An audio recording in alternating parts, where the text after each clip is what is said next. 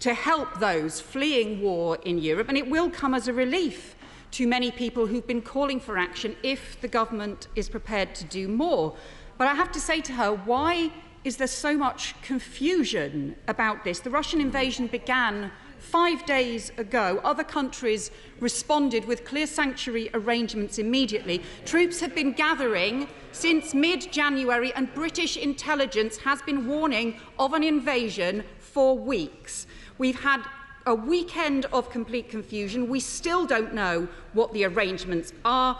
Why is nothing worked out already? And how on earth is the Home Secretary so poorly prepared for something she's been warned about for so many weeks? Well, let me just refute every single point that the Honourable Lady has just made. Sorry, the Right Honourable Lady. Well, first of all intelligence, rightly so, has pointed to the invasion for a considerable period of time, and the government has been working for that and working, as we know, in terms of the wider government response.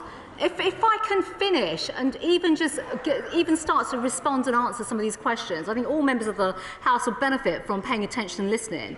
When it comes to visas, when it comes to providing visas and support for Ukrainian nationals in the United Kingdom, our schemes have been put in place for weeks. There is no confusion whatsoever. They've been in place in country switching routes. They've been well publicised. They've been well documented. This has been working through our VAC centres. So, again, perhaps the Honourable Lady would like to listen, and rather than being responsible for some of the misinformation that has been characterised and put out over the weekend, these routes have been open and available. There's been a helpline that has been available for weeks. We've had people working in the region and in country in Ukraine for weeks and weeks, and we closed down our operations, obviously in Kyiv, because we removed staff from there. We've got to make some progress. We are on top of it. Meant to be short. You've had 6 minutes before we've had this. Yvette Cooper, briefly. Thank you, Mr. Speaker.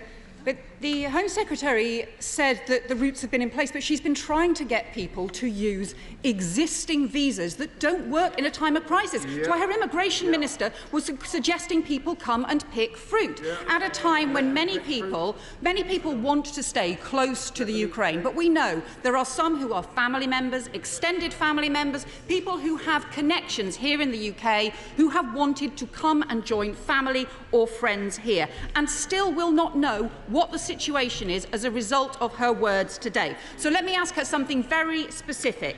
Take the elderly parents of people who are living here in the UK, not covered by her announcement yesterday. For the woman, for example, the elderly parent who tried to join her daughter in the UK and was turned down and made to go away by the UK Border Force at the Gare du Nord, will she today be able to return to the Gare du Nord and come safely to the UK? Yes. Holly Mumbycroft. Thank you, Mr. Speaker. Scunthorpe and Ukraine have deep ties rooted in our steelworks, and we are horrified at what's happening to our Ukrainian friends. Can my right honourable friend confirm that the support that she has just described will stay in place for however long it is needed? Secretary. Well, my honourable friend makes a very sensible point, of course, because there is a conflict taking place, and the work of the government is absolutely there right now to support the people of Ukraine, and in particular support those that need to come over to our country. See MacDonald, SNP spokesperson.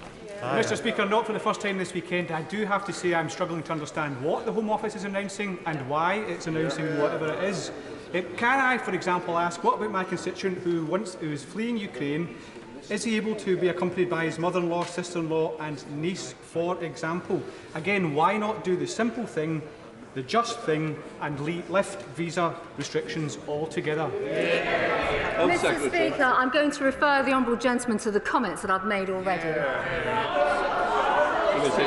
Greg Smith. Thank you, Mr. Speaker. The government should be rightly proud of the action taken to support our police officers, not least through the adoption of Harper's Law due before this House later today. But what more can my right honourable friend do to ensure police officers get all the mental health support they need, as advocated by the Green Ribbon Policing campaign? Home Secretary. Well, no, my friend is absolutely right in the case that he makes around mental health, and I know he's doing some great work on this as well. So there is a huge amount that we are doing in government, working with Department of Health and Social Care in particular, focusing on mental health support, the TRIM programme and things of that nature. But I know that he's got a particular interest in this, and it's something that I'd like to discuss with him further. Patricia Gibson. Thank you, Mr Speaker. I've listened to the Home Secretary's earlier statement with interest, but clarity is needed. I have constituents who have family members in Ukraine, some of them frail and elderly. Can she assure the House that those Ukrainians who wish to join their families in the UK can do so via a third country without being mired in delays and bureaucracy? And can she further guarantee that those refugees will not be ordered to leave the UK after the nominal 12 months have expired? Well, there are no delays and bureaucracy, as she's already heard me say. And to her last point, yes. Simon Baines. Speaker, North Wales Police in my constituency of Clwyd South do an exceptional job in keeping the public safe and tackling crime. Could my right honourable friend comment on plans to recruit and retain the best and brightest to join our police force? And would she join me in praising our local policing initiatives? Minister. Well, Mr Speaker, I'm more than happy to lavish praise on North Wales Police. They do a fantastic job along the coast there, as do all our police officers up and down the country. And I'm pleased to say that we're making enormous progress on our recruitment programme. As I hope he knows, we're well over 11,000 now, and I expect to hit the 20,000 target shortly. Mr Speaker, Joe, a constituent, came to Britain in 2001 and served 5 years in the army, including in Iraq and Afghanistan, where he developed PTSD and served time for drink driving offences. He sought help for PTSD, stopped driving and rebuilt his life. He now has 2 children in Coventry and no connections in Zimbabwe, his birthplace, where he was tortured the last time he was there. But on Wednesday, Joe is set to be deported to Zimbabwe, and I have had no reply from the Minister to my urgent correspondence on this case. So will the Home Secretary step in and stop Joe from being deported from the country he served and where his family lives to a place where he will be at risk of torture? Well, I'm grateful to the honourable lady for her question, and it's fair to say that casework inquiries around these matters are treated urgently. It is one that will cross my desk, no doubt, within the coming hours. Of course, this is a flight in question later this week that relates to individuals who have committed very serious criminality, but I will, of course, ensure that the individual case is looked at. Dr. Jamie Wallace. Thank you, Mr Speaker. In light of Russia's invasion of Ukraine, does my right honourable friend agree with me that now is the ideal time to review and reform the 32-year-old Computer Misuse Act, as recommended by the ISC's Russia report? And will she meet with me and colleagues to discuss how reforming this legislation could not only help tackle online crime, but unlock our national cyber defence? Minister.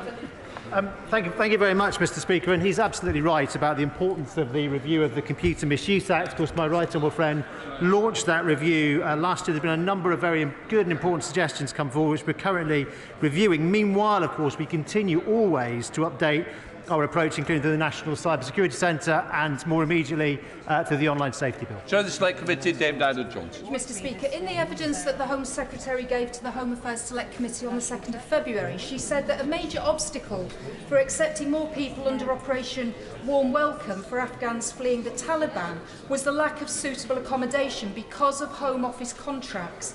The Select Committee has been warning about this for some time, so I think that the Home Secretary has announced a bespoke humanitarian policy for those Ukrainians fleeing. Oh, perhaps she hasn't. I'm sorry, there isn't a statement to clarify that. But what I want to know is, what is she going to do about the lack of accommodation that the Home Office provide for asylum seekers and refugees in this country? Minister.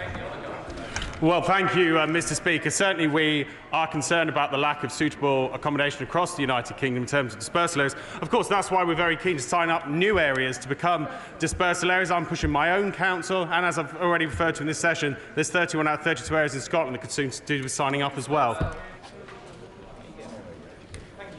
Mr Speaker, Dorset Police is at the bottom of the funding league table for police forces, being 40th out of the 41 forces, and we continue to battle issues of rural crime, including county lines drug gangs. Will my right honourable friend commit to ensuring that Dorset gets its fair share so that we can get the more police officers that I want to see, particularly the Rural Crime Police team, double, and I know those aspirations are shared by our Police and Crime Commissioner. Well, Mr. Speaker, I've committed before, and I'm happy to commit again to the honourable gentleman, that before the end of the Parliament we will produce a new funding formula to ensure that his constituency gets exactly what he deserves, as indeed should he. Don't have it. Does the Home Secretary accept that many members of this House are dismayed that she didn't make a statement in the normal way, so she could have been questioned in the normal way? And does she further accept that this is not just disrespectful to the House of Commons, it shows a lack of real concern for those desperate people escaping Ukraine? Well, Mr. Speaker, I completely reject the latter point that the Honourable Lady has made, and naturally I will always be happy to return to the House to take questions. Back there. Mr. Speaker, constituents in Tatton are increasingly concerned about the growing number and range of online fraud and scams and the ability for Action Fraud to be able to deal with them. Many of those crimes originate outside the UK and some from hostile states like Russia. What is the Minister doing to counter that? Minister. Well, Mr. Speaker, she's absolutely right, and we share her constituents' concern. We are looking constantly to upgrade and improve Action Fraud, and also I'd encourage her constituents to carry on reporting these incidents, because her constituents and the rest of our constituents together, their forwarding of dodgy emails to report@phishing.gov.uk has so far led to 73,000 scams being removed. Chris Brown. Thank you, Mr. Speaker. Will the Home Secretary publish her review into the Tier 1 gold-plated visas? Will she suspend all Tier 1 visas for people who have connections with the Putin regime? And will she also look into the veracity of the applications for British citizenship by Russian oligarchs who are connected with Putin? I think the honourable gentleman knows my view and position on this, and of course the answer is yes. Final question, Ben Everett. Thank you. Another young life has been tragically lost to a knife in Milton Keynes. Will the Minister agree with me that, as well as record numbers of police on the streets, we need the courts and the CPS to work with the police to ensure that there are real deterrents to carrying a knife on our streets? Well, Mr. Speaker, the honourable gentleman is absolutely right. I'm very sorry to see the crime that took place in his constituency. As he will know, the fight against knife crime is in the forefront of the government's priorities, and alongside, as he said, both deterrent sentencing and assertive and extensive policing, we do need to work on those long-term solutions to turning young people's lives away from crime. And I'm very pleased that I was able to visit the Thames Valley VRU just last year to look at the extensive work they're doing on putting exactly those kind of programmes in place. We now come to the statement from the Foreign Secretary. I call Right Honourable Elizabeth Truss.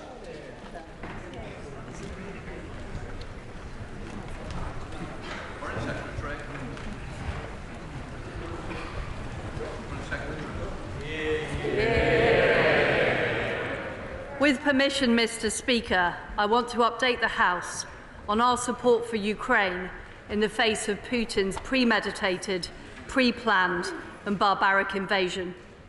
Ukraine has suffered horrific attacks. Missiles and airstrikes have torn through apartment blocks.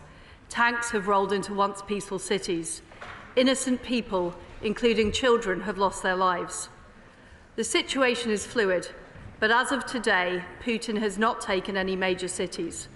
Their advance has been slowed by Ukraine's fierce resistance.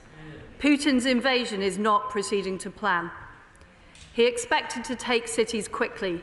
He expected Ukraine to retreat, and he expected the West to be divided. Instead, his forces were met by the heroism of President Zelensky and the resolute determination of the Ukrainian people. He has been met by a united West, together with our friends around the world, and we have taken decisive action. Today, we have acted with the US, the EU, Japan and Canada to cut Russia's central bank off from our markets. The ruble has fallen by over 40% as a result. As much as $250 billion have been wiped off the Russian stock market, and today their stock market is closed. The EU, Germany, Sweden and others are following our lead in providing defensive weapons to Ukraine. Germany has frozen Nord Stream 2. Putin has been confounded by our collective response. That is why he is resorting to more and more extreme rhetoric. But of course, the situation remains dire. The government and people of Ukraine are facing a continued onslaught. The days ahead are likely to prove tougher still. The UK and our allies will have to undergo some economic hardship as a result of our sanctions. But our hardships are nothing compared to those endured by the people of Ukraine. Casualty numbers are rising, and over 300,000 people have already been displaced. This is a struggle for Ukraine's freedom and self-determination, but it is also a struggle for freedom and democracy everywhere, and for a survival of a Europe whole and free. We feel a particular responsibility, as the UK is a signatory to the 1994 Budapest Memorandum, which provided Ukraine with security guarantees. This premeditated invasion, in violation of international law and multiple international commitments, cannot succeed. Putin must lose. We are doing everything we can to stop him and to restore Ukraine's sovereignty and territorial integrity. We will do this by backing Ukraine against unjustified aggression, by degrading the Russian economy and stopping it funding Putin's war machine, and by isolating Putin on the world stage. First of all, we're backing Ukraine with defensive weapons, humanitarian aid and economic support. The UK was the first European nation to send defensive weapons to the country. Those weapons are being used today to halt Russian tanks and defend Ukrainian towns and cities. Our latest consignment of defensive support left Brize Norton over the weekend. We're also leading on humanitarian support. Yesterday, my right honourable friend, the Prime Minister, announced a further 40 million of humanitarian aid. This will provide Ukrainians with access to basic necessities and vital medical supplies. We call on Russia to enable humanitarian access and safe passage for civilians to flee the violence. The UK is also supporting Ukraine's economy, including through 100 million of ODA and guarantees of up to $500 million in development bank loans. Secondly, we are cutting off funding for Putin's war machine. We're coming together with the US, the G7 and the EU to take further decisive steps. We've been joined by Australia, Singapore, Switzerland and many more. There is a growing list of countries who are determined that this aggression cannot stand. We've agreed many Russian banks will be removed from the SWIFT system, kicking them out of international finance. This is the first step towards a total SWIFT ban. Our collective action against Russia's central bank will prevent them from deploying their international reserves to mitigate the impact of our sanctions. We're also launching a joint task force to hunt down the assets of oligarchs hit by our sanctions. The UK is proud to lead by example. We've already put in place the largest package of sanctions in our history. We've sanctioned Putin and Lavrov, Russia's defence industry, and a growing list of oligarchs. We've approved asset freezes on several Russian banks. We're banning Russian airlines and private jets from our airspace. But we are determined to go much, much further. We want a situation where they can't access their funds, their trade can't flow, their ships can't dock, and their planes can't land.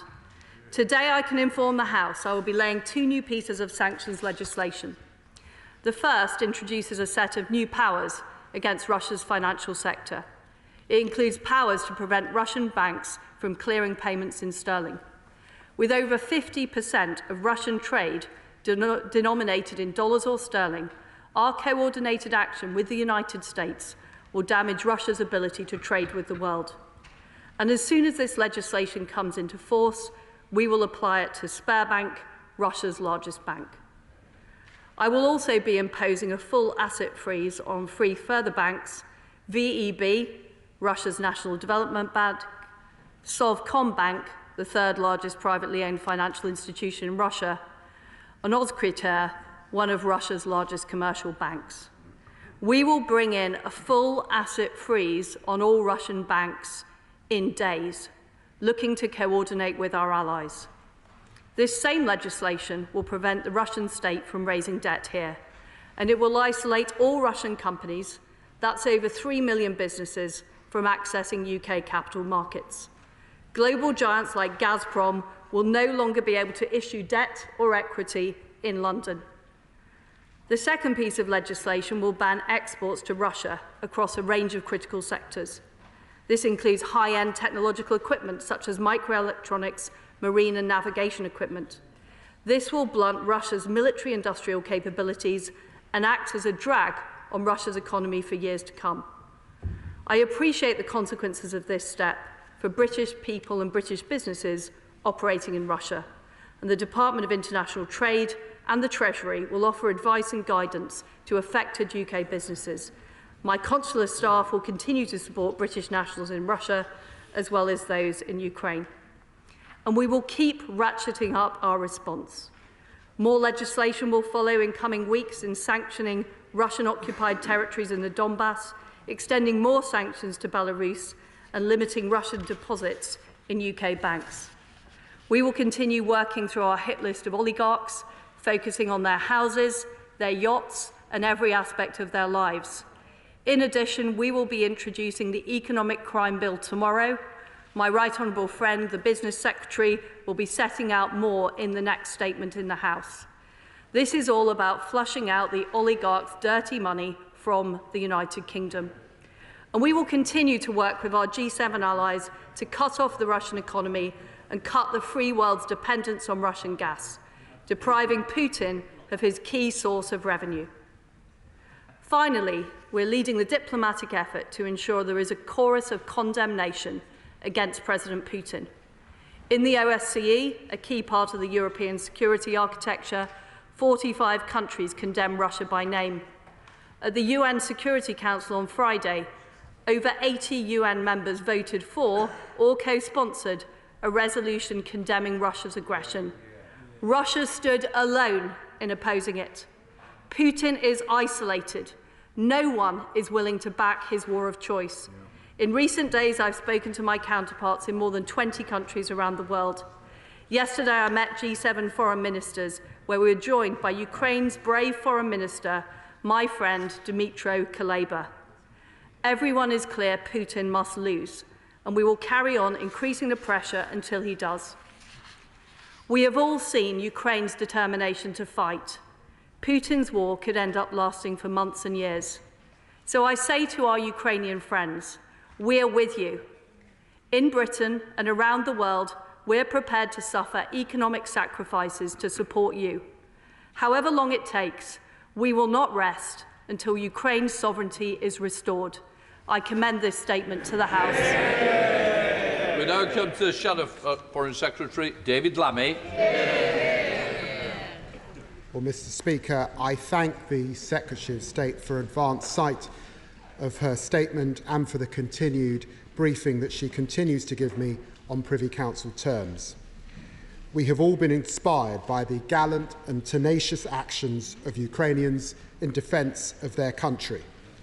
This is true courage under fire.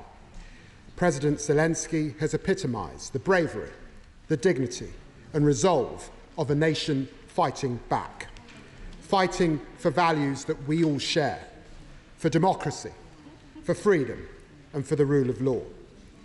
The Foreign Secretary is right when she says that Putin's invasion is not so far going to plan.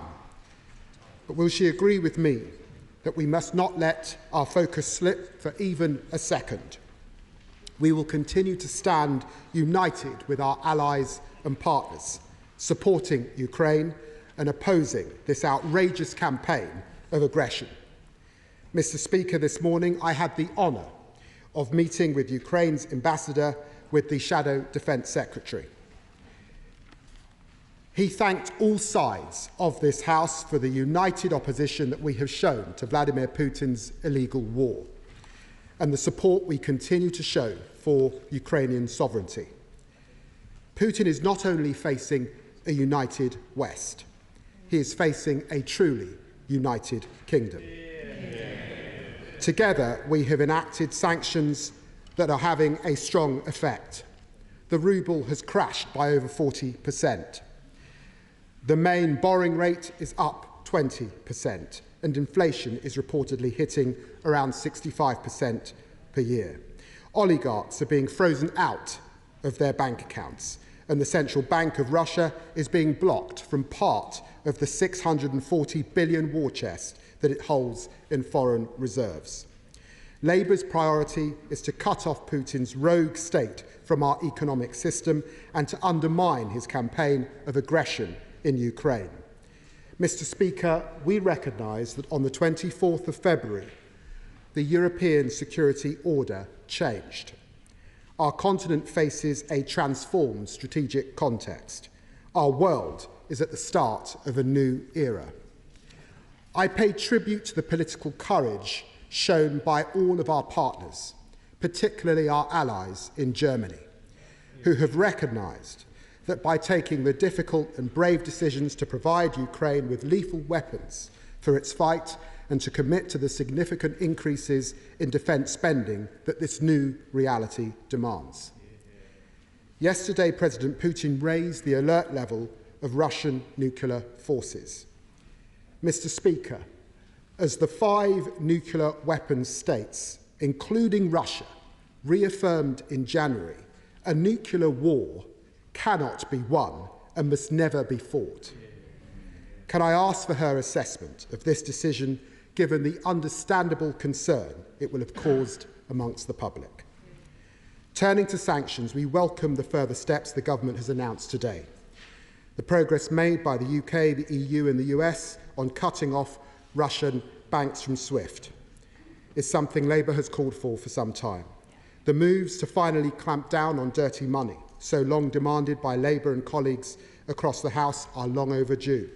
It's regrettable that it's taken this long and a crisis of this nature for action, but we welcome the steps and will study them carefully. But there's still more the government can do. The last time I stood at this dispatch box, I asked what steps the government has taken to ensure members of Russia's legislature, the Duma, can be sanctioned. Still today, I'm waiting for that answer.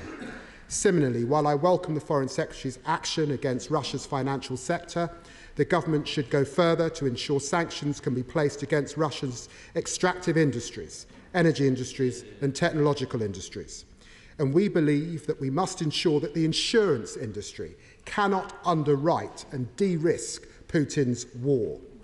As I said during my last time at the dispatch box, it's vital that these sanctions are broad enough to inflict damage on every aspect of Russia's economy.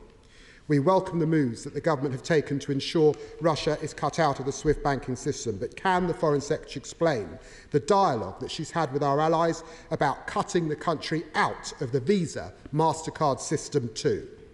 Finally, can the Foreign Secretary give assurances that Putin will also feel the consequences of his despicable actions in terms of international opportunities available to the country in sports and culture? The diplomatic unity of the West is crucial, but we must also widen the global coalition opposing the war. I pay tribute to the political courage shown by our partners, particularly our allies Germany, who recognise this. But difficult and brave decisions also require further action.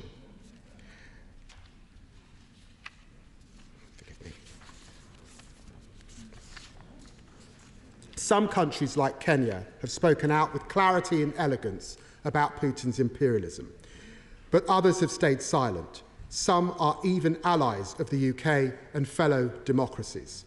So can I ask what steps the Foreign Secretary has taken to ensure that the widest possible range of voices speaks up in opposition to this war? Mr. Speaker, as well as commending the bravery of the Ukrainians demanding their country, we must also praise the courage of ordinary Russians taking to the streets of Moscow, in St. Petersburg and beyond, under the threat of repression to show their opposition to this despot. Mr. Speaker, this is the 5th day of fighting. Ukraine is still facing an all-out war from Putin's army. It's a mark of the bravery of Ukraine's forces that neither Kiev nor Kharkiv have fallen. We salute their courage, and this whole House will continue to stand with them.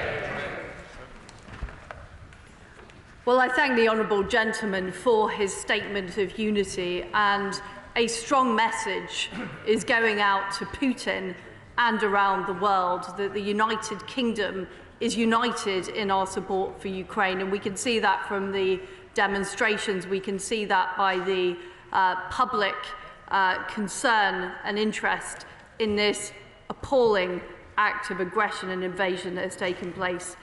Yesterday, I joined a call with the G7 foreign ministers. We agreed that the sanctions we put in place so far are having an impact, but we need to do more. And we need to work in unison, and we need to act in unity. We have also agreed to increase the supply of defensive weapons in Ukraine. And the honourable gentleman is correct. Germany has taken courageous steps. They've transformed their energy policy, they've transformed their defence policy, and we have seen a huge rising, I think, of public opinion right across Europe. But I also want to praise Japan, South Korea, Singapore, which has put sanctions on for the first time. And I and my colleagues in the Foreign Office are putting in calls to foreign ministries around the world. We're encouraging more countries to put on sanctions, more countries to speak out at the UN. The honourable gentleman is right. There are some countries who are democracies who should be standing up against the invasion of a sovereign democracy, and we are making that point to them day and night. But what we are seeing is Putin is completely isolated. There is nobody else backing him up in these international fora, and there is a growing group of countries who are prepared to put sanctions on, who are prepared to supply defensive weapons, and we are leading the charge in bringing those countries on board. On the specific issues he mentioned, we do have a hit list of oligarchs and Duma members that we are working through to sanction as soon as we can. Foreign Office officials are working through the night, and we have extra lawyers in. We've tripled the amount of people in our sanctions department to make this happen. We are looking at more sanctions on the energy industry, the technology industry. We want to see a total ban on SWIFT transactions. We're encouraging our allies across the world to back that. We also want to see a full bank freeze in the coming days. It's vitally important we maintain unity with our allies. There are many countries that are heavily dependent on Russian oil and gas. The UK only has 3% of our energy from oil and gas. Some countries are as high as 90, 100%. So what we have to do is reduce that over time, and that is what we are working on through the G7. I am very pleased that the honourable gentleman has backed the approach we're taking. I want to continue to work cross-party to do all we can to support the brave people of Ukraine and to make sure that Putin loses. The Select Committee, Tom Tugendhat. Speaker, I welcome very much my right honourable friend's commitment to be working literally through the weekend, night and day, to get these sanctions right and to get them in place. Will she join me in assuring the Russian people that the monies frozen, the money seized, which are, let's face it, stolen very often from them in the first instance, will be held and returned to the Russian people when this criminal conspiracy that laughably calls itself a government falls and they actually have a proper administration to which it can be returned? And will she also join with me in urging many other countries around the world to join together and to create a single fund from which this can be created, a repayment mechanism for the damage done to Ukraine and the rebuilding of Russia in due course? Well, my honourable friend is right. Our issue is not with the Russian people, many of whom are now protesting against this appalling regime. It is with Putin and his cronies. That is who we're targeting with our hit on oligarchs, and he is right that money should be protected, and I'll look into the idea he's put forward. Now come to SNP spokesperson Alan Smith. Thank you, Mr Speaker. I'm also grateful for sight of the statement, and the SNP is part of the global coalition in defence of Ukraine and international law, and I would commend the Foreign Secretary and our ministers on the openness with which they've dealt with this side of the House. That trust will be reciprocated going forward. This is too serious a time. If anything, I'd urge more. I support the statement. We'll support the sanctions measures as they come forward, but I'd urge more. I'd urge faster ambition, particularly on refugees. The UK needs to waive visas, not flags. The EU has really given the lie to the generosity of the UK's response on refugees by waiving visas for 3 years for all Ukrainian nationals. The UK needs to do the same. And I would appreciate it's not her remit, but I really would urge the government to act on this, because certainly that's the issue that's being raised most with me. Indeed, the EU's response in terms of the civilian protection mechanism and the peace facility dwarf the scale of the UK's response. The EU has acted with one voice. 27 member states are acting together. I really would urge the UK to complement those efforts and match the scale and ambition of the measures that we do support, but we want to see more of. So, some specific questions on sanctions. Tackling the oligarchs, we all agree on that, but what plans are to tackle and target the family members of oligarchs? When we were in Kyiv recently, that was mentioned as a particularly effective way of putting on pressure.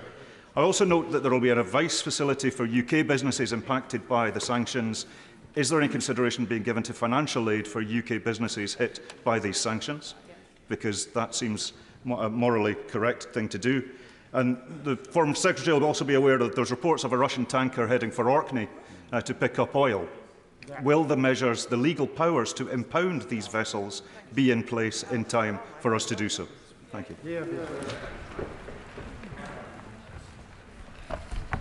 Well, I agree with the honourable gentleman that we need to continue to do more on sanctions, and we are working night and day, including with our allies, to get those tougher sanctions, the full ban on SWIFT payments, the full asset freeze on banks, which we want to introduce in the next few days, as well as targeting the oil industry and the gas industry. And that is ultimately the most important thing, because that is what is funding Putin's war machine.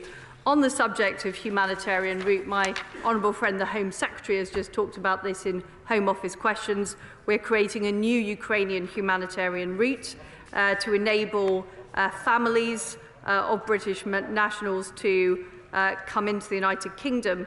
And this will mean an additional 100,000 Ukrainians are able to seek sanctuary in the United Kingdom.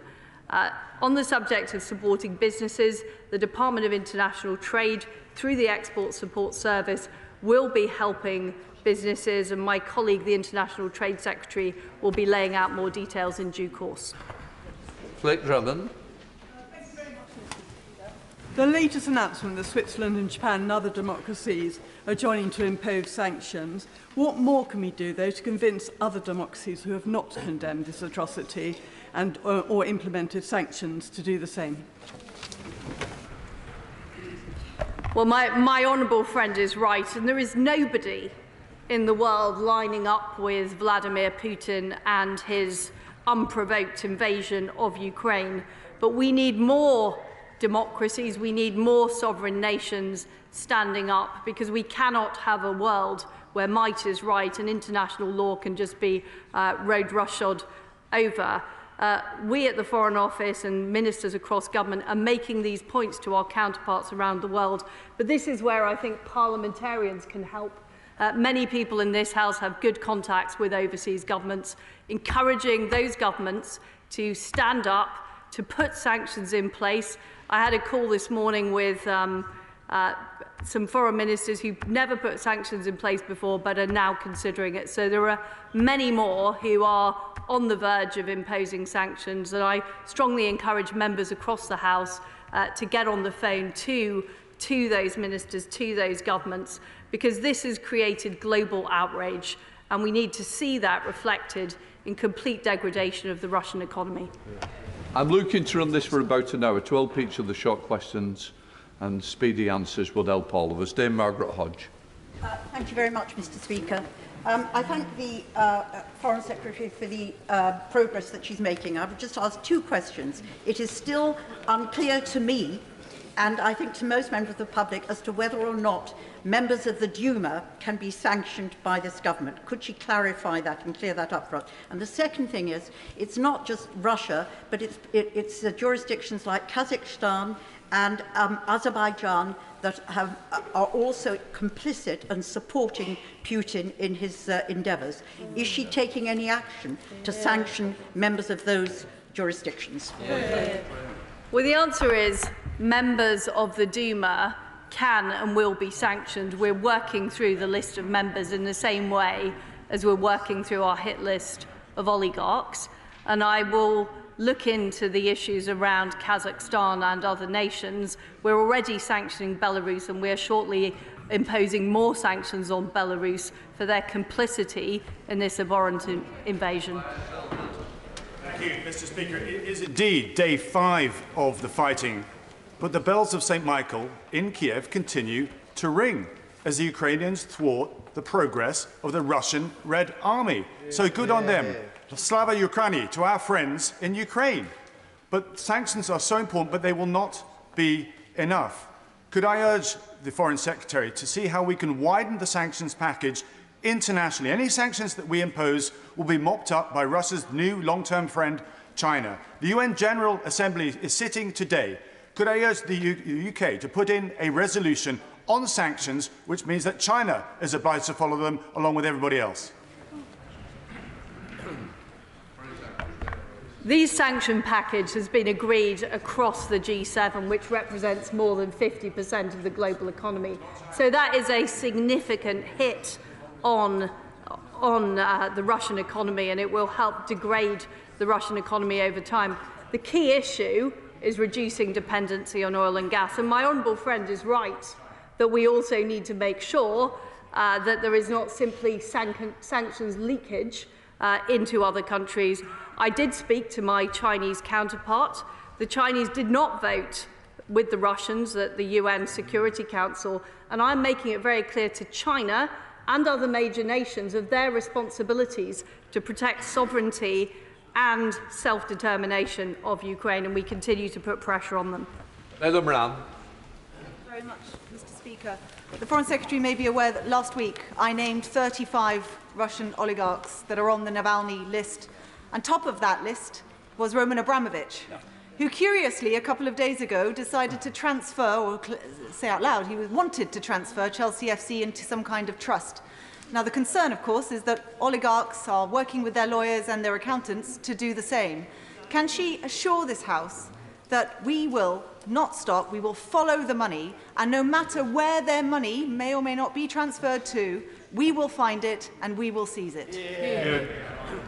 Well, I can assure the Honourable Lady that that is exactly what we are doing. We have a very large team of people working through our hit list of oligarchs, and we're also looking at their properties, their ownerships of yachts. We've already grounded their private jets. And my honourable friend, the Business Secretary, will be making a statement immediately after this about the Economic Crime Bill, which will give greater transparency about the opaque corporate structures operated by some of these people and organisations, and bringing much more clarity and sunlight.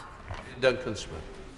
Mr. Speaker, can I congratulate my right honourable friend and all the team on their robust leadership in the course of this. It's brought a lot of cheer in the Ukraine. But my right honourable friend also spoke about chasing the oligarchs. We should remind everybody that the oligarchs are mostly in possession of Putin's own personal fortune, which is something in the order of $200 to $250 billion squirreled away through their accounts. But she will be hamstrung slightly because although we pursue the oligarchs and their money, it is still not mandatory, it is still not an offence for those who have worked for them, their lawyers, their estate agents and all the others, if they fail to give up the information about what are the deals that they have done. So can she now introduce in the bill, make it mandatory for all those in the chain, that if they fail to immediately, someone is sanctioned, to pass that information up directly, they will themselves be committing a criminal offence? Well, my right honourable friend makes a very good point, and we are absolutely looking at what we can do to target the families of oligarchs, the people that work for them, the people that support them, and the people that enable them, because ultimately all of these people are supporting the Putin regime, and we ultimately need to stop the financing of that regime. Ben Bradshaw. Thank you, Mr. Speaker. Will she name those London law firms who are sending her threatening letters to try to dissuade her from sanctioning Putin's cronies, who are also their clients? Well, I can assure the honourable gentleman that it doesn't dissuade me when people send me letters. It encourages me when people send me letters, and they are on our list. Mark Pritchard. Thank you, Mr. Speaker. Speaker. The armed forces and people of Ukraine are fighting hard and fighting brave, and their courage is an inspiration to us all and all freedom-loving peoples around the world. On financial sanctions, can I commend the government and its lead in the West on those sanctions?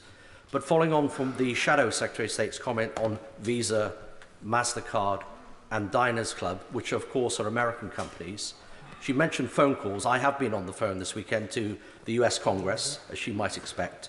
But can I ask her to get on the phone to Secretary Blinken to put pressure, perhaps for a temporary ban, in order that we not only have external pressure, but internal pressure too? Well, I congratulate my honourable friend for his leadership of the APPG on Ukraine, and we will be doing more with our friendship group for the Ukrainians to raise international support behind the Ukrainian cause. I can tell him I have been on the phone to Tony Blinken on many occasions over the past few weeks. He's going to be travelling to Europe this week. I'll be meeting him. I'll also be in the United States the following week. And the UK does all it can to make sure the G7 is moving forward in all these areas of sanctions, including financial services, and we won't rest till we completely cut the Russian economy off, we cut it off from its supply of oil and gas money, and we make sure that Putin does not have the money to fund his war machine. Sir Geoffrey Donalds. Thank you, Mr. Speaker. The people of Northern Ireland stand with the people of Ukraine, and we commend the government for giving a lead in the international community on many of these issues. The Foreign Secretary spoke of humanitarian assistance. Will that extend to the United Kingdom, opening its doors to some of the refugees from Ukraine? Well, we are already donating 40 million additional of humanitarian assistance to Ukraine. We're also providing direct support in the neighbouring countries, helping our friends, the Poles and the Slovaks, with the exodus of refugees from Ukraine. And my right honourable friend, the Home Secretary, has announced that we will be supporting the immediate families of British citizens here, and I understand what he is saying about further support for those refugees. Jason McCarthy.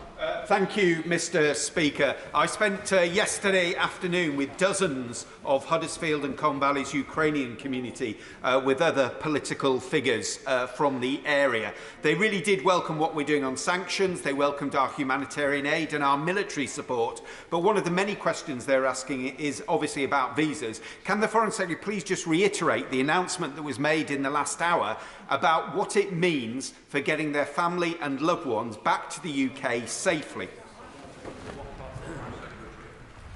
Well, the honourable gentleman is right. We have a very strong Ukrainian community right across the United Kingdom. We're determined to do all we can to support the Ukrainians in their fight for freedom and sovereignty. We are introducing the new Ukrainian humanitarian route, which just responds directly to the needs and asks of the Ukrainian government. And this means it gives British nationals and any person settled in the UK the ability to bring over their immediate Ukrainian family members. Through this extension alone, it will mean an additional 100,000 Ukrainians will be able to seek sanctuary in the United Kingdom. And I'm sure the Home Secretary will be outlining more details about the scheme in due course. Debbie Abrahams.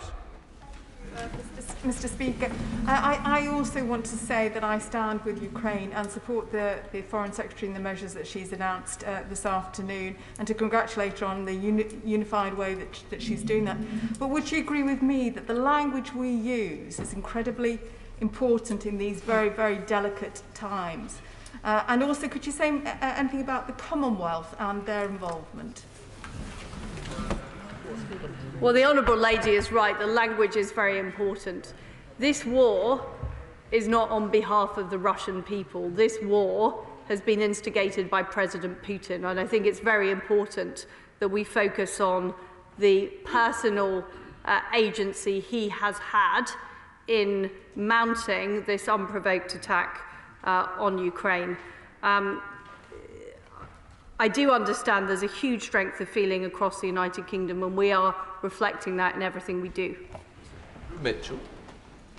Mr. Speaker, can I thank my right honourable friend for the announcement that she and the Prime Minister has made about humanitarian relief, and can I urge her to join with other European countries in helping shoulder the financial burden of the humanitarian load of the frontline states. Most people who flee across the border want to stay as close as possible to the areas from which they have been driven. And all European countries must give the strongest support to those driven out in great fear and terror by this extraordinary and barbaric Russian behaviour. Yes, Mr. Speaker, the previous lady asked on the subject of our friends across the Commonwealth, and I can assure her that we are approaching friends across the Commonwealth to secure their support for the sanctions, for the strong stance against Russia, and supporting the Ukrainian people. On the subject of humanitarian relief in neighbouring countries, we've sent teams to Poland and Slovakia. We are supporting them. We've launched our campaign, and we are going to launch a further public appeal to secure further humanitarian donations. And in fact, I'm due to meet my Polish counterpart tomorrow in Geneva, and we'll be working very, very closely with our allies in Eastern Europe to support the people of Ukraine. Ms. Saville-Roberts. I welcome, of course, BP's decision to divest from Rosneft after I raised that very issue with the Prime Minister last week. International sanctions now include Russia's civilian aircraft fleet. The UK has a part to play in their enforcement, since as of yesterday, 713 leased Russian aircraft are registered in Bermuda, a British overseas territory. For far too long, weak UK regulation of London-grad and tax haven overseas territories has enabled Putin's regime. What discussions has she had with British overseas territories to ensure the immediate, effective implementation of UK sanctions against Russia? Well, like the Honourable Lady, I welcome BP's divestment that has taken place, and we're working closely with the overseas territories to make sure that Putin's oligarchs have nowhere to hide. Alex Shelbrooke. Mr. Speaker, does my right honourable friend agree with me that the sanctions regime needs to stay in place until every inch of Ukrainian territory is back in Ukraine control, including Crimea? Yes, I completely agree with my honourable friend. Marcia de Cordon. Thank you, Mr. Speaker. Many of my constituents are being affected by the war in Ukraine, and like me, they recognise the need for the toughest possible sanctions on Russia. Now, the Foreign Secretary's statement is welcome, but it didn't really go far enough. So can she tell the House now what steps she is actually taking to ensure that there will be sanctions imposed on extraction industries and also technology industries? Well, what I announced today is that the export controls will apply to critical technology, so it will make it much harder to invest in those industries in Russia, oil and gas and technology, and of course the military-industrial complex. But she is right, the fundamental issue here is that Putin is reliant on oil and gas revenues, and that's where we need to work with our G7 partners. Is predominantly continental Europe that is dependent on oil and gas and coal from Russia, and we need to help them reduce that dependency so that Putin has nowhere to source his funds, and that's what we're doing through the G7. Dr. Julian. Mr. Speaker, as a matter of superior tactics, does my right honourable friend accept that the right way to deal with a robotic, sneering psychopath firmly in the grip of small man syndrome is not to impose sanctions in a piecemeal and gradually escalating way, but to seek to inflict maximum economic pain at the earliest possible moment? Yes is the answer, and that is what we are doing. We are pushing as hard as we can for the toughest possible sanctions. This is the biggest package of sanctions the UK has ever put in place in our history, and we want to do even more, and we want to push it with our allies. Together with the G7, we represent half of the global economy, and that is what will really shift Putin's behaviour. That is what will really degrade the Russian economy and stop him being able to fund his war machine. Justin Oswald. Mr. Speaker, listening to the Right Honourable Lady's comments, I'm not entirely sure yet what the hold-up potentially is with clarifying the plans to sanction Russia's political ruling class, members of the Duma, the Senate, the Presidential Council, the top echelons of security and defence services, and public television employees. And I wonder if she's able to set out for us a little bit more about how soon we might see that happen, given the need for action to be swift, decisive and clear. Well, I can assure the Honourable Lady that we have a hit list of oligarchs, of Duma members, of those key personnel we're talking about, and we will be announcing those as we build the evidence and case against them. But we need those cases to be legally watertight. That's what's important, so that when we hit them, the hit sticks. Sir John Redwood. Will the government now allow and encourage more domestic production of oil and gas to help reduce the cruel dependence of Europe on Russian energy? Well, we certainly are committed to using the UK's oil and gas fields. Energy independence is vitally important. We also need to invest more in nuclear, which my right honourable friend, the Business Secretary, is working on. Barry Sherman. Mr. Speaker, can I offer the Secretary of State a little bit of advice, because I have been in the House quite a bit of time. No one, can I congratulate, no one now likes oligarchs.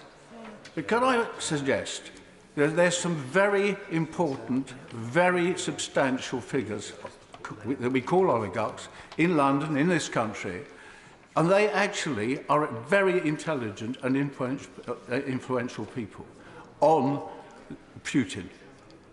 Would she agree with me that she should consult with them as a way of getting a voice of experience and reason to Putin in order that we could get a better resolution and a peaceful resolution of this horrible crisis? Let's be absolutely clear here. This is unprovoked aggression by Putin after months of warning that there would be severe consequences and a long-running conflict. I do not believe that this is somebody who is capable of reason on that level at this stage. And what we have to be is we have to be tougher than tough. We have to be tough with our sanctions. We have to be tough with the military aid that we're supplying and our allies are supplying, because it is only strength that Vladimir Putin understands. Alicia Cairns. Thank you, Mr. Speaker. The UK and our allies have delivered meaningful economic strikes against Putin, but we now see the encirclement of civilian towns, the illegal and indiscriminate use of cluster weapons, Chechen militia for calling for more indiscriminate attacks. So can she please reassure me we will maintain maximum pressure, map and record all atrocities for future prosecution, but will she also commit to draw up plans for if we see the use of incendiary munitions or chemical weapons? Well, my honourable friend is regrettably right that that is the type of action that we are seeing being contemplated. And everybody involved, including Putin's advisers, his generals, should be aware that the ICC is already looking at this. They're already looking at potential war crimes being committed. And we are urging a full investigation to take place. Van Jones. The Foreign Secretary for her statement. She talks about a hit list of oligarchs. Now, she knows as well as I do that there are individuals on that list, some that are well known, some that aren't so well known. The one thing they have in common is that they've all supported and continue to support Putin's regime. So can she tell me in terms of the timescale in dealing with some of these individuals? She says she wants more evidence. Well, surely we have the evidence against certain of those individuals. What timescale is she talking about when we will actually see lists of these individuals being printed and sanctions being taken? Well, Mr. Speaker, we've already announced over 120 businesses and oligarchs that have already been sanctioned. What I can tell him is there is a list that we are working through, and we will be announcing more as soon as the evidence is ready. Jeremy Hunt. Thank you, Mr. Speaker. Can I commend the resolute approach being taken by my right honourable friend? and ask her whether she will consider secondary sanctions, that is to say, sanctions not against Russian entities, but against entities in other countries that seek to profit from the gap left in trade. It is totally unacceptable for others to profiteer from this invasion, but also it will increase the pressure on Russia, as we know it did successfully on Iran. Yes, we are looking at that, and my honourable friend is 100% right. Hannah Bardell. Thank you very much, Mr. Speaker. I sat on the Sanctions and Anti-Money Laundering Bill and watched in horror as the Honourable Lady's party walked away from the opportunity to sanction Russia and the flow of dirty money through the UK. I'm sure with the benefit of hindsight, she and her party realise what a grave mistake that was. So will she now take the action? And the action she announces is welcome, but the action against Scottish limited partnerships, which are having a profound impact on many nations, and the secrecy havens that are the British overseas territories, notably the British Virgin Islands and the Isle of Man. Given her government's failure, surely these actions need to come now. Well, I thank the Honourable Lady's welcome for the legislation, the economic crime bill that we will be introducing tomorrow, and my right honourable friend, the Business Secretary, will be saying more about this in his statement. William Cash. Would the Foreign Secretary confirm that the secondary legislation that's being introduced is now in the vote office or will be very soon? And secondly, would she also please confirm that the consequences of this legislation will be set out in clear and simple language from a practical point of view, so that the people who are affected by it, British businesses and the British individuals who are affected, can understand precisely what's happening in a clear and easily understood way? Well, I can assure my honourable friend that it will be in the vote office as soon as possible. It's important that we get it absolutely right. And he talked about businesses being affected. There will be advice through the Export Support Service run by the Department of International Trade, making sure business have all the information they need. Will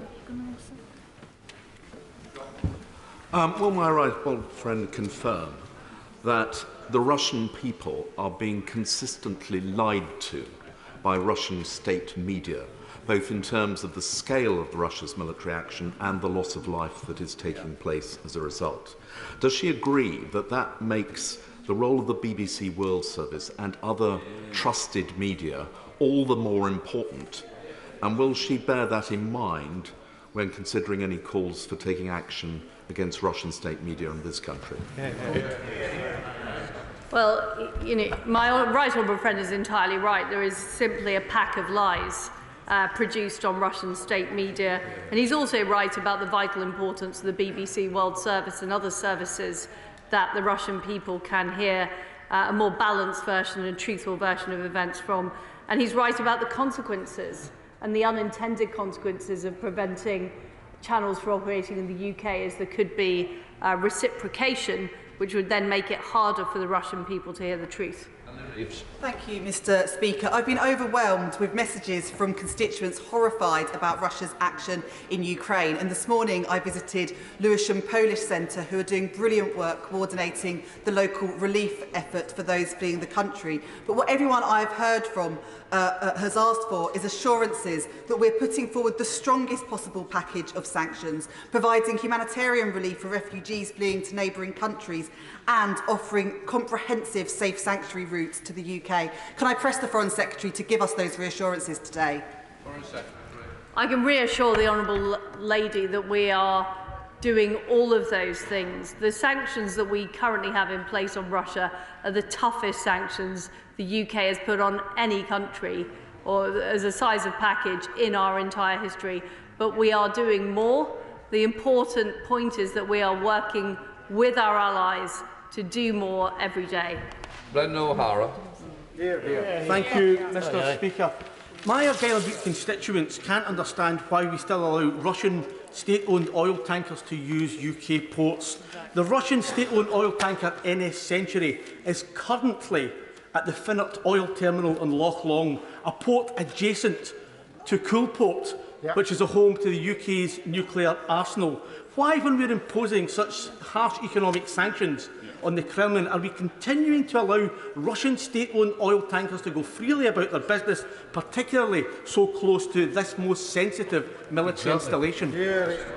They won't be going about their business freely for much longer. Bernard Jenkins. Mr. Speaker, I thank my right honourable friend for her statement. If the BBC World Service comes to her to ask for additional funding to increase the broadcasting in Russia and amongst Russia's supporting allies, will she entertain such requests and agree to them? Well, I will certainly entertain the requests. I will make sure that they are value for money as well.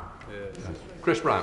Thank you, Mr. Speaker. I don't understand why Abramovich and Usmanov have still not been included on the sanction list. I don't really understand why the Prime Minister said last Thursday that we weren't going to engage in cultural or sporting boycotts, because we certainly should. We should throw every single thing we've got at the Russians. And finally, I don't understand why the Prime Minister also said last Thursday that we're not going to be sending any Russian diplomats back home. Surely we should at least be cutting the Russian embassy here by a half or three-quarters, if not deciding that, frankly, the ambassador, who has lied through his teeth to this House, should go back home. Well, as I said earlier, we have a hit list of oligarchs that we are working through. We are, and my right honourable friend, the Culture Secretary, is taking a very tough line on cultural activities, and we've seen a number of sporting events already cancelled. Mr. Riley. Speaker, this is an incredibly tough time for the people of Ukraine, but it's also an incredibly nervous time for the people of the three Baltic states, who must undoubtedly feel that they themselves are at risk. These are good friends in the United Kingdom. They're people who have good relations with members across this House. Will she join me in sending a message to them that we are on their side, and will she do everything she can to make sure that we stand firmly alongside the Baltics in these nervous times? My right honourable friend is correct. We know that Putin doesn't just want to take over Ukraine and restore Russian hegemony over Ukraine.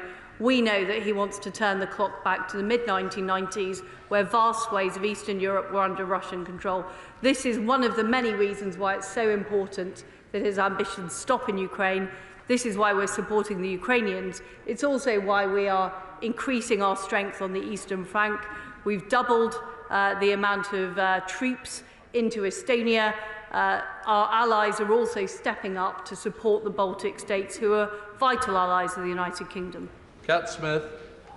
Thank you, Mr. Speaker. And I welcome the sanctions set out by the Foreign Secretary and the words that she says about getting Putin's dirty money out of UK finance. But can we also get it out of UK politics? And would she support the Conservative Party handing back the £2 million from Russian oligarchs? Mr. Speaker, there is a big difference between Russian people and supporters of the Putin regime. And it's important that we don't tar every single Russian, many of whom have gained British citizenship and who are part of our political process, with the same brush. Mr. Speaker, thank you very much. Hundreds of people rallied at Bolton Town Hall on Saturday. Outside of London, we have one of the most established Ukrainian diaspora communities in the UK. Will the FCDO agree to meet with the Association of Ukrainians in Great Britain to discuss the UK's resolve for their friends and family? We are with them, and freedom will prevail. We would be absolutely delighted to do that. Tony Lloyd, Sir Tony. Thank you, Mr. Speaker. The House should commend the Foreign Secretary's statement, but will she agree with me that with any sanctions regime, it is the detail that makes sure we can police it? And will she, in that light, look into the case of the plane of Mikhail Gutseriev, who is already sanctioned under Belarus sanctions, a friend of Putin, but whose plane itself was sanctioned by her predecessor, but landed, I'm told, twice at Luton Airport? This cannot be right. Well, I will look into the case the honourable gentleman raises. Listed Becker. Thank you, Mr. Speaker. I warmly welcome the leadership that the UK has shown in developing international sanctions. But would my right honourable friend think about going a step further At the moment, we are freezing assets of those sanctioned. Would she consider putting a charge onto those assets, monetising the charge now and using the money raised to pay for the support of refugees in Eastern Europe and ultimately to rebuild Ukraine? Well, I thank the Honourable Lady for her very innovative idea, and I'll certainly have a look at that. Dr. Lisa Cameron. Yeah.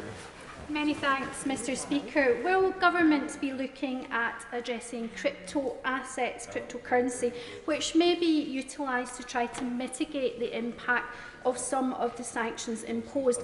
The all-party group of crypto and digital assets that I chair are very keen to play a responsible role and support government moving forward in that realm. Well, we've worked very closely with the Treasury on this package of sanctions, and certainly we are looking at every possible route that could be used to undermine the sanctions and tackling it, and cryptocurrency is one of those. James Sunderland. Mr. Speaker, thank you. The rhetoric and the statements coming out of the Kremlin this weekend would appear to indicate that the invasion is not going to plan from the Russian perspective. Could my honourable friend please convince the House that the UK, the US and all of our allies will not blink when it comes to the global imperative to eject Russian forces from Ukraine, and also in the need to ensure that Ukraine is restored as quickly as possible to a free, democratic and proud nation. Yeah. I am very clear that there is a tough road ahead. And what I can say is that we are with the Ukrainian people. We know that this could last for some time. At yesterday's G7 foreign ministers, we were clear that the tough package of sanctions would increase. We're going to be doing more over the coming days and weeks, and we will continue to put pressure on the Kremlin. We will continue to supply the defensive weaponry into Ukraine to support them in their just cause of pursuing self-determination and sovereignty. Florence Session-Lerma. Thank you, Mr. Speaker. Like members across this House, I've been contacted by Vauxhall residents who want to express their solidarity with the people of Ukraine. Mr. Speaker, yesterday I attended Racial Justice Sunday Mass at the Church of the Holy Spirit, where a number of constituents raised with me the reports which the Secretary of State may have seen of African migrants in Ukraine trying to flee and being discriminated. The Secretary of State mentioned that she'll be meeting with her Polish counterpart in the next coming few days. Would she please raise the issue of those migrants in her discussions? I'm happy to raise that issue. Craig Whittaker. Mr. Speaker, and I'd like to thank my right honourable friend, who I know has worked tirelessly along with the Prime Minister over the last few weeks to do all they can to help stop the regime of Putin, particularly around sanctions. But would my honourable friend agree, though, that it's vital that we continue to work to plug the holes in our sanctions regime, which allows Putin to ship oil from this country? And I wonder if she could say whether there's anything legally we can do to stop that ship that's currently up in the Orkneys waiting to ship oil. I am looking very closely at this with my colleague, the Transport Secretary, to get this addressed as soon as possible. Carmichael. Thank you. I have to tell the Foreign Secretary that time is not on her side. The NS Challenger is due to berth at 6 a.m. on Wednesday. Now, in the last hour, the Secretary of State for Transport has written to all UK ports requesting them not to grant access to Russian vessels. That's a very welcome move, but the House will have noticed that he used the word in request rather than instruct. Yep. So can the Foreign Secretary tell me now, or get me early information, that if the terminal operators at Flotta in Orkney refuse to berth the NS Challenger, that they will not be left financially exposed as a result? I'm looking at this issue urgently with the Transport Secretary, and I will get back to the honourable gentleman with that information. Jen Stevenson. Speaker, when parliamentarians in this place see our counterparts in Ukraine taking up arms to defend their country, it is really sobering. Does she agree that it is vital we send that united and clear message that we will continue to support Ukraine for as long as it takes, even if that is for the long haul, and this is a war that Putin cannot win? we have seen the acts of incredible bravery from the Ukrainian population, from Ukrainian politicians, including President Zelensky, who has led from the front, and it is absolutely inspiring.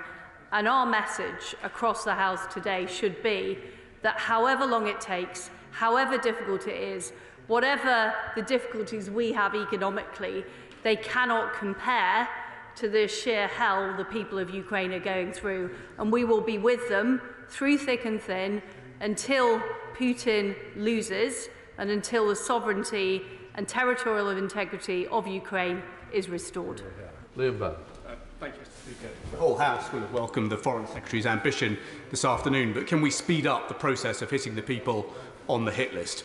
There are 23 people on the EU sanctions list who are not on the UK sanction list as of this morning. The ban on trading in state bonds is in place in Europe, but not in the UK. The ban on import and export from breakaway regions is in place in Europe, but not in the UK. The asset freeze and travel ban on Duma members is in place in Europe, but not in the UK.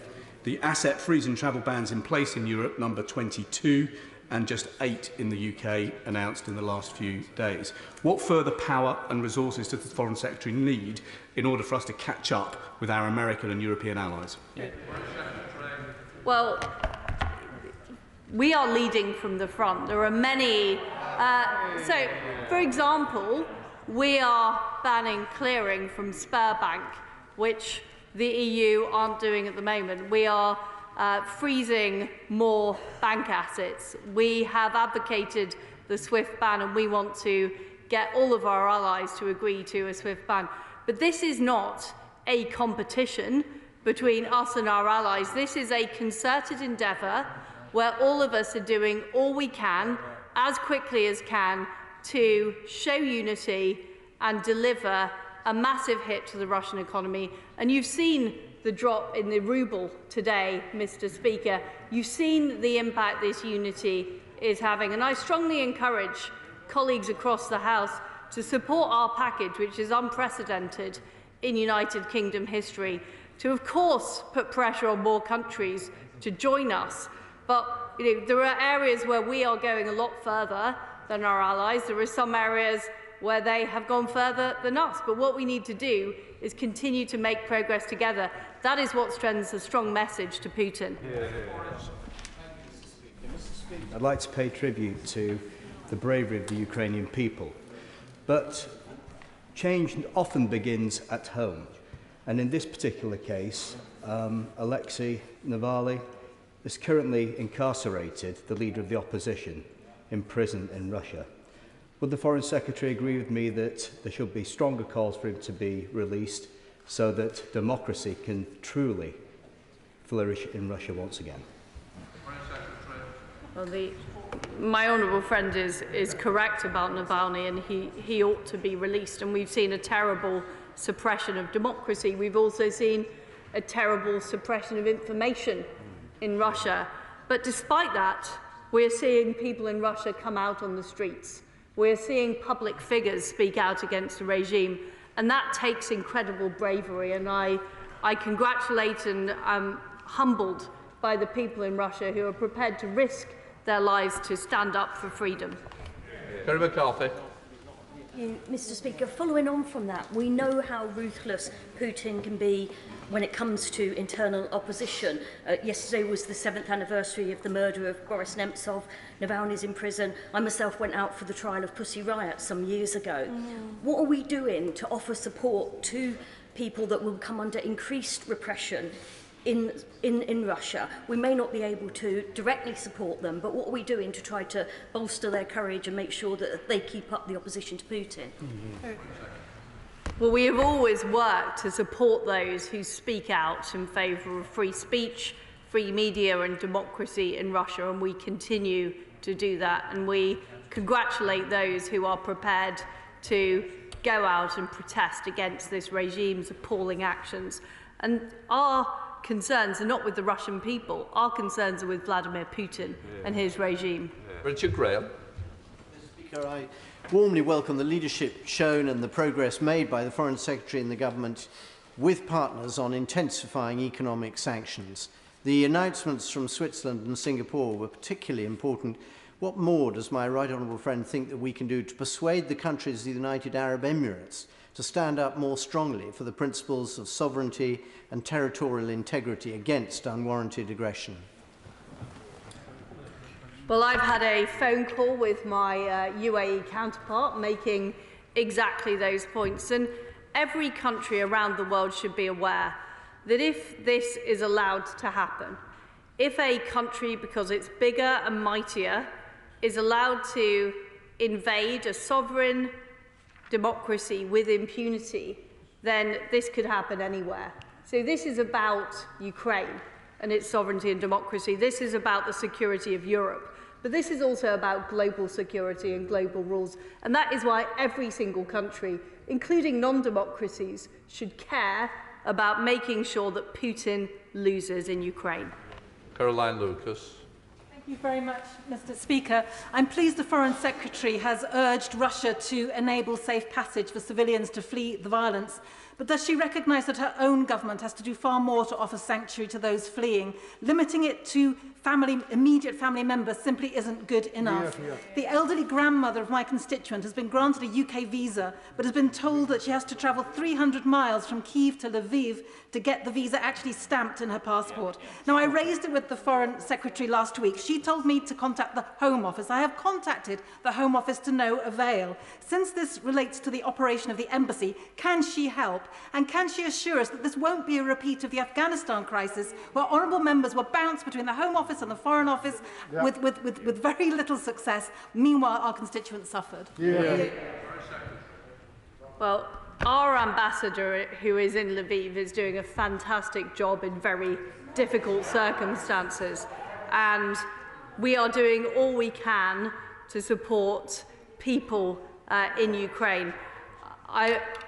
As I've said, this case is a matter for the Home Office. I'm very happy to take the case and make sure the Home Secretary is aware of it. Jonathan Chidnosh. I realised that the government really understood the nature of sanctioning oligarchs when the sanctions on Aeroflot were extended to private jets. In that vein, will my right honourable friend now consider banning insurance for Russian yachts and jets, which will be worldwide application and make life a lot tougher for those concerned? Well, I thank my honourable friend for his idea, and nothing is off the table. Dave Downer-Jones. Mr. Speaker, I welcome what the Foreign Secretary said about banning airlines, Russian airlines, and banning Russian ships from docking at our ports. But just yesterday afternoon, we had a Russian-owned and Russian-crewed ship heading from Inverness down to Humber to dock. And I know the Foreign Secretary has made clear she's in discussions with the Transport Secretary, but I wonder if she can give some indication when we will have sanctions to stop that happening, because there was a huge amount of local opposition in the Humber to that ship. Well, the local opposition is right, and we are working as fast as we can to deal with this issue. Thank you, Mr. Speaker. Can I commend my right honourable friend and her team for all the amazing work they're doing in the face of this appalling invasion. With this worrying resurgence of both Russia and China, does my right honourable friend agree with me the best way to combat this and to reassure other countries is not only to invest in our own defence, but in our diplomatic reach around the world, so we can spread our values of democracy and freedom and proclaim them even more loudly? Foreign Secretary. Yes, well, that sounds like a petition to the Chancellor, which I wholly agree with, about the Foreign Office's budget. And I very much support that. And he is right. You know, this horrific invasion is a massive wake-up call to the West about our defence and the need to invest in NATO. And one thing I'm very pleased to see is Germany committing to 2% of its GDP into NATO. We need to see everybody commit to that, and we need to look at what more we can do to strengthen NATO, because we have taken European security for granted and we can't do that any longer. Samuel Wilson. Mr. Speaker, I first of all congratulate the Foreign Secretary on the role which she has played in the collective effort which the government has made in seeking to show President Putin that his actions will not be tolerated, and the fact that some countries which a week ago were not contemplating strict sanctions are now doing so, I think is an important step. Just on the sanctions, I understand that the Foreign Secretary has to go through the legislative process. She's got to do the investigations of the people who are going to be targeted, etc. But many of them are named in the statement today. Many of them will guess who they are. And is she not concerned that where there are assets which are mobile or assets which can be quickly hidden, that the action will be taken to avoid those sanctions? Well, I can assure the honourable gentleman that the ones named in the statements are either in our legislation or have already been sanctioned. And the point about working with our allies across the world is these people and organisations will have nowhere to hide. Yes. Ciara Mullen, Dr. Ciara Mullen. Thank you, Mr. Speaker. India is a great friend of the UK and a leading democracy, and Indian communities prosper in democracies around the world, including, of course, in this country. Does my right honourable friend agree that it's in India's long-term interest to do everything they possibly can to ensure this invasion fails? Foreign Secretary. That is absolutely correct. Every sovereign nation who believes in fair play and the rule of law around the world should be doing all they can to stop Putin being successful in Ukraine. And that includes India, it includes China, it includes every other country around the world. Alex Sobel. Thank you, Mr. Speaker. Somebody had a grandparent born and raised in Ukraine. This war does come emotionally quite close to me and everybody of Ukrainian descent in this country. During the 1990s onwards, British headquartered legal, finance, audit, risk companies have helped create the kleptocracy that exists in Russia. Many of them still have huge offices in Moscow, like KPMG, PwC, Linklaters and Ernst & Young actually put Rosneft on the London Stock Exchange. What action is she taking for British companies to withdraw from Russia, to withdraw their support from the kleptocracy that exists funding the war machine, and to delist some Russian companies on the stock exchange? Secretary. Well, we are running through a list, and we've already sanctioned over 120 businesses in Russia and oligarchs. We've prevented the Russian central bank from deploying its international reserves to counteract sanctions. We're freezing bank assets in vast parts of the Russian economy. And we will continue to do more to target individual companies with freezes and sanctions. As I said, nothing is off the table. We're working and training with our allies on all of this. Matt Hancock. Thank you very much, Mr. Speaker. Can I congratulate the Foreign Secretary and the Government on the swift action they've taken, including the action against the Russian Central Bank, and commend her on her work to go further. But frankly, isn't it desperate and indeed pitiful to try to blame words from Her Majesty's Government for the Russian outrageous escalation of dangerous rhetoric yesterday? Because the truth is that it is imperative for the stability of the international order that Putin fails. Foreign Secretary. Well, my right honourable friend is right. The reality is Putin has made these threats in order to distract from his unprovoked invasion into Ukraine. And the reason that we are being targeted is because the UK has been leading on measures to both support Ukraine and degrade the Russian economy. And they don't like it. Sam Terry. Thank you, Mr. Speaker. Early on, we've got a unfortunately opaque response, and our response was opaque to the member for Lancaster and Fleetwood on oligarchs' financing of the Conservative Party. The honourable member for Lock Harbour has also raised this question of £2.3 million of donations. So I wonder if the Foreign Secretary would like to take this opportunity to commit today to giving that money from Russian oligarchs directly to charities that will be supporting Ukrainian refugees, hopefully not picking vegetables, but in this country in safety. Foreign Secretary. As I've said, we cannot tar every single person of Russian origin with the same brush. We are targeting oligarchs close to Putin without fear or favour. We are freezing bank assets without fear or favour, and we will continue to do that. Peter Bell. Thank you, Mr. Speaker, and I'd like to thank the Foreign Secretary for coming to the House to update us. I understand today the Foreign Secretary has banned travel from the United Kingdom to Russia. Have we also asked British citizens in Russia to return?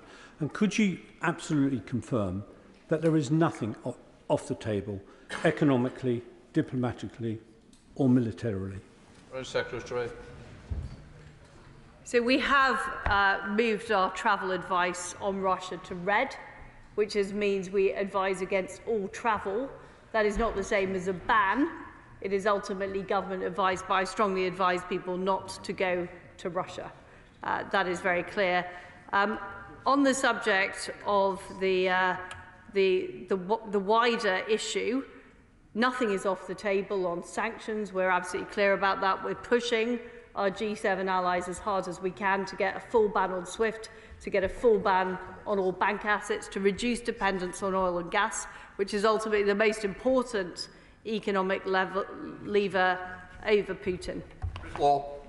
Thank you, Mr. Speaker. The last 8 years there has been a war. It's not been the last few days. And during that time, it's not just been a military warfare, but it's also been one of communications known as a hybrid warfare. Yesterday, the EU decided to shut down RT and Sputnik. So can the Foreign Secretary confirm that where she's leading in some areas, will she follow the EU and shut down RT and Sputnik immediately? Simply because yesterday, as I was watching it, there was a documentary completely about the Nazification in 2014 Crimea, which is wholly untrue, and it's been put on the television screens today. Foreign Secretary. We are looking at what can be done on RT, but the reality is that if we ban RT in the United Kingdom, that is likely to lead to channels like the BBC being banned in Russia. And what we want is we want the Russian population to hear the truth about what Vladimir Putin is doing. So there is a very careful judgment to be made, and that is something the Culture Secretary is looking at. I'm here. She's meant to speak through me, not through the members. Sally Ann Hart, when you answer through the chair. The vast majority of Russian people are like us. They want to earn money, provide for their families and be happy. But their president, Mr. Putin, has taken them down a very dark path and the world to the brink. Would my right honourable friend join me in urging the Russian people and those in the Kremlin who do not agree with Mr. Putin to do whatever it takes to bring back Russia from the brink and stop Putin? Secretary. Mr. Speaker, I completely agree with my honourable friend that we need to do all we can to stiffen the resolve of those in Russia who are disgusted by President Putin's actions in their name. And this is why it's important that we do reach out through channels like the BBC, that we are communicating very clearly, and the Foreign Office has recently stood up our information unit, which provides communications to challenge the disinformation from the Putin regime. Ben. Thank you very much, Mr. Speaker. My constituent's wife and child are currently fleeing the violence in Ukraine, and they hope to return home. But her sister, who is Ukrainian, and her 2 children, aged 10 and 4, are fleeing with them because the home they had been living in was destroyed by a Russian bomb. Does the Foreign Secretary agree with me that this is precisely the kind of case where the United Kingdom, with a long history of compassion and welcome to refugees, should be enabling this family together to return to the United Kingdom? Well, it's appalling about the horrific situation that your constituents' family find themselves in. And we do need to be welcoming to refugees from this appalling, unpremeditated war created by Vladimir Putin. And I will take your inquiry onto the Home Office and get you a response. Penrose. Mr. Speaker, some 4 years ago, there was an inquiry announced into the progress of golden visas, which have been potentially misallocated. Can the Foreign Secretary confirm that anybody who is on her list, and I commend her on her ever-growing list of oligarchs that she is sanctioning, anybody on that list who becomes sanctioned will have any golden visas that they may have been granted in the past summarily revoked? Foreign Secretary. Well, Mr. Speaker, they won't be able to travel. The Georgides family, the Recon family, and many others in my constituency have family members and loved ones who are now in Poland or on the border of Poland. They want to know what conversations the Foreign Secretary has had with her counterpart in Poland about swift flights to bring those family members to the UK, and perhaps just as much of importance, what conversations she's had with the Home Secretary on that matter. Well, I say to the honourable gentleman that we have been working closely with the Home Office on this issue, as well as the Polish government. I'm in fact due to meet the Polish Minister tomorrow to discuss this further, but we have a forward team of Foreign Office officials in Poland precisely to help these cases. Well, Paulson. Thank you, Mr. Speaker. I welcome the additional government measures announced today, but will the Foreign Secretary also recognise and indeed encourage the actions of UK individuals and companies who have chosen to dispose of investments and shareholdings in Russian companies, not least the BP's disposal of its stake in Rosneft, which will, of course, come at a substantial cost to its shareholders? Foreign Secretary. I do welcome the actions by companies who are dissociating themselves from working with the Putin regime, including BP's divestment. Malcolm MacDonald. I'm grateful, Mr. Speaker. We've all witnessed the horrifying war crimes that are taking place against the people of Ukraine, and one would have thought, would they not, that there would at least have been some diplomatic expulsions in coordination with others as a result of that. But the Foreign Secretary sort of dodged a question from my good friend from Rutland and Melton. Is her department working on plans should those war crimes get worse and chemical weapons are deployed against the people of Ukraine? The answer is yes, we are working on that. We're working very closely with the ICC.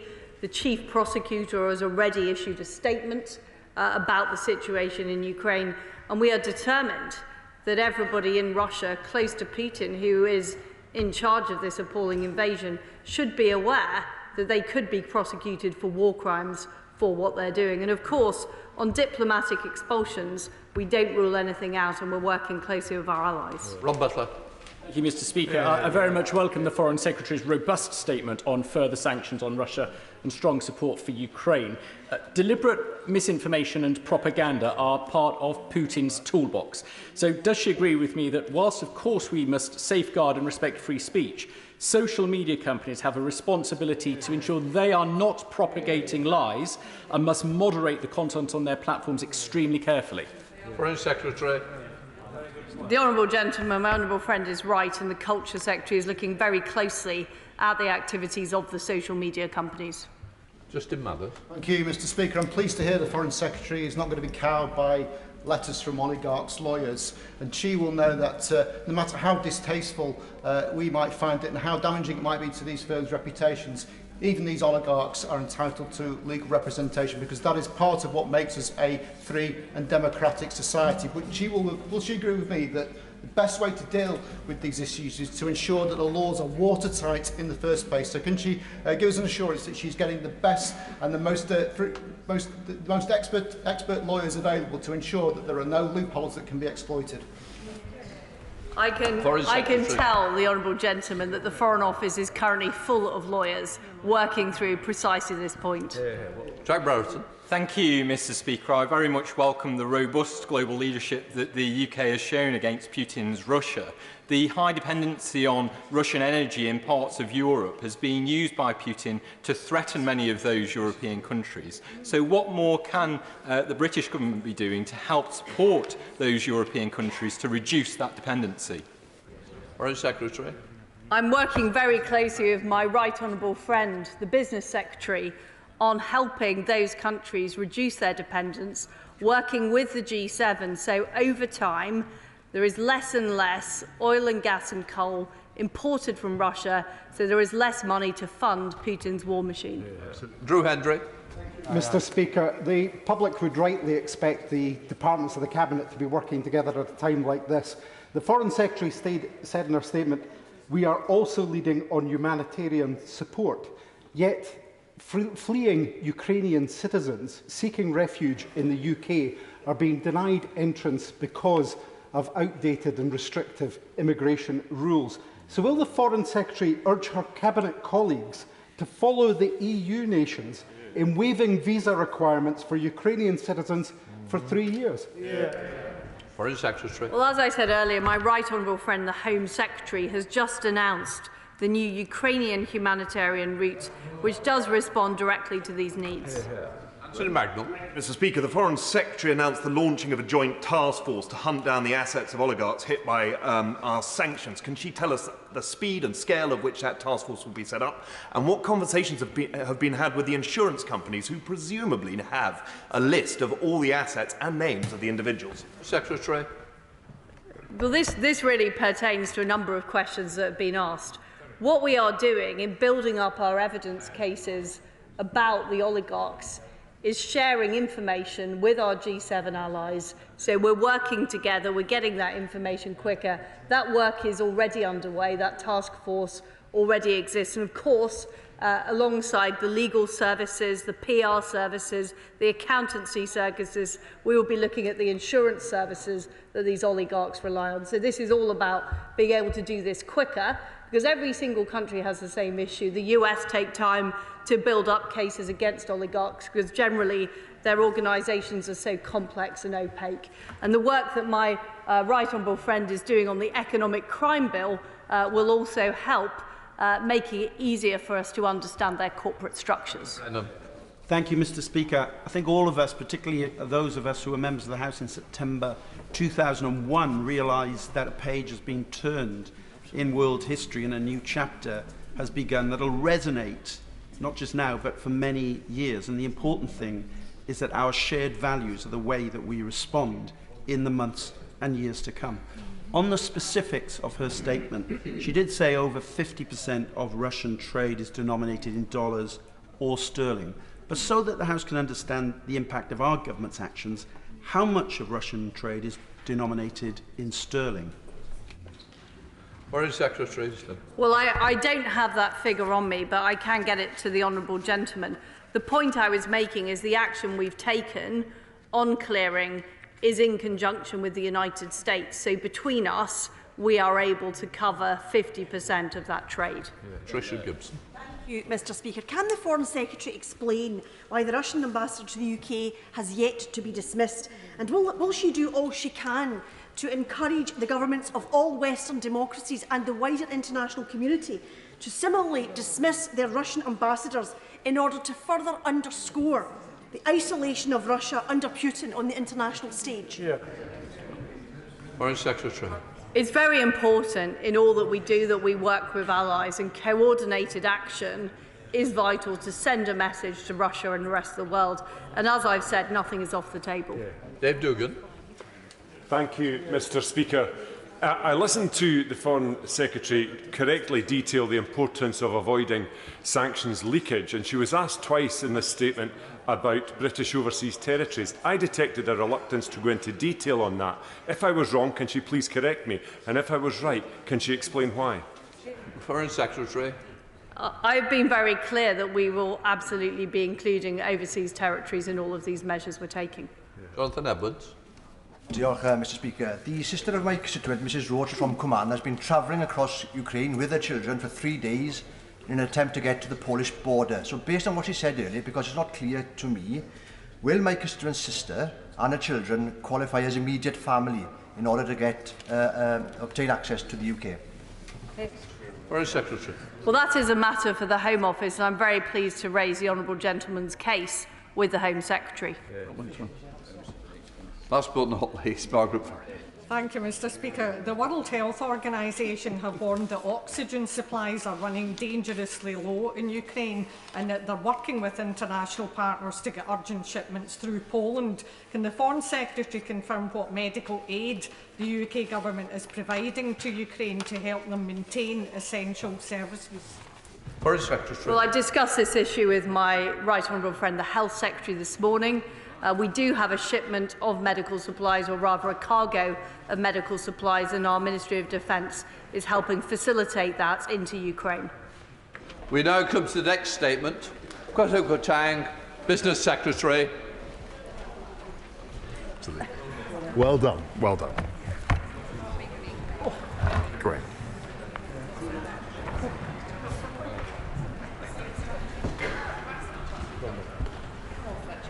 Thank you, Mr. Speaker. With your permission, sir, I would like to make a statement on reforms the government will be bringing forward to improve transparency over the ownership of companies and property in the UK and to strengthen the enforcement of financial sanctions.